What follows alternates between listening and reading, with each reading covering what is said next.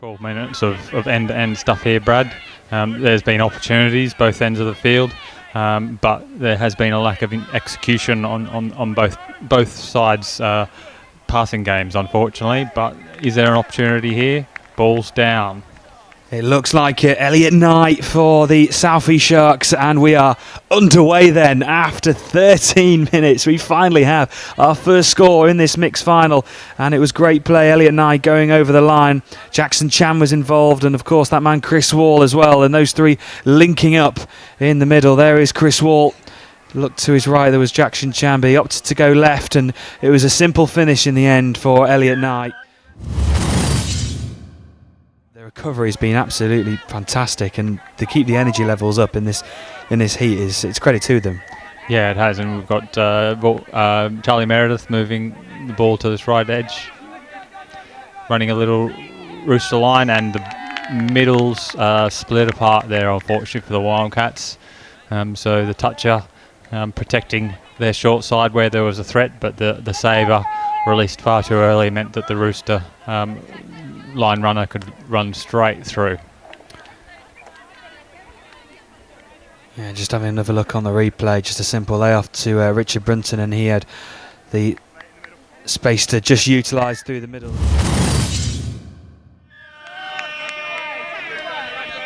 So we're back underway then here in Cambridgeshire. The Touch Nationals, Juniors and Opens, and our first of three finals, the mixed final, and we are starting in the second half, and it is, what a start here for the South East Sharks. Almost can't even catch me breath, and the Sharks have raced into a 3-0 lead. I'm joined with myself, Brad Hope, and next to me is Tim Osborne, and what a start for the Sharks. What a great start for the Sharks. Just concentration levels have got to be so high, and sometimes these mistakes do happen as the Sharks looking to try and come forward and pounce potentially on another opportunity. This is nice steady build up. Here's Chris Wall potentially trying to open it up. He is the half, needs the support, gets the support, and have they managed just to stay in play? It looks like they have, and that was a well worked score, and the Sharks now lead by 4 points to 1. Look at this play from Chris Wall again. Superb individual play. Oh, they were well in fact. Coaching perspective, I'd be teaching the players to be a little bit stronger from a roll ball perspective and get the ball down cleanly. So the game is slightly delicately poised at 10.5 minutes to go. Sharks really trying to get this next score, and they certainly have done well. That potentially could be the gold medal winning score, even though they were 4 points to 1 up. The Wildcats were Karim in the left middle there. A couple more touches to set up another strike dump. We'll see what the Sharks do here. Looks like they're running another sweeper play.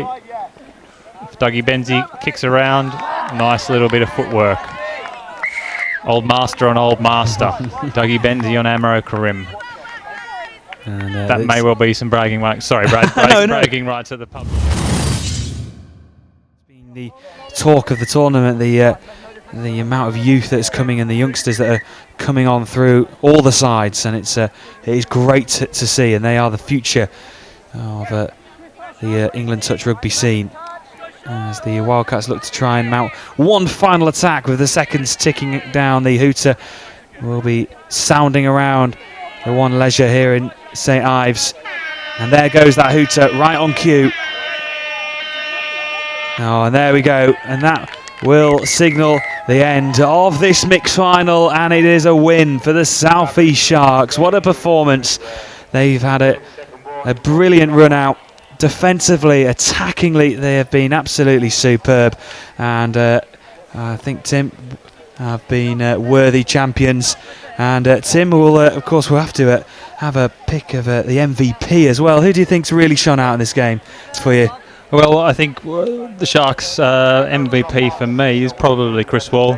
As I said earlier, he was a little general who moved them around in the front court, and he was critical in setting up a significant number of their touchdowns. As I said, there was a cast of supporting roles around him who did equally well, but Chris for me was a key individual who was pivotal to the Sharks' victory in this instance.